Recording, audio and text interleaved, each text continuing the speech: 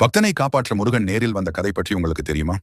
முருகனை ஒரு முறையாவது நேரில் பார்த்துவிட வேண்டும் என்பதையே வாழ்நாள் குறிக்கோளாக வைத்து வாழ்ந்தவர்தான் பாம்பன் சுவாமிகள். அதற்காக பிரபன் வலசை என்ற ஊரில் ஒரு மயானத்தில் ஒரு சதுர குழி ஒன்றினை வெட்டி அதனுள் அமர்ந்து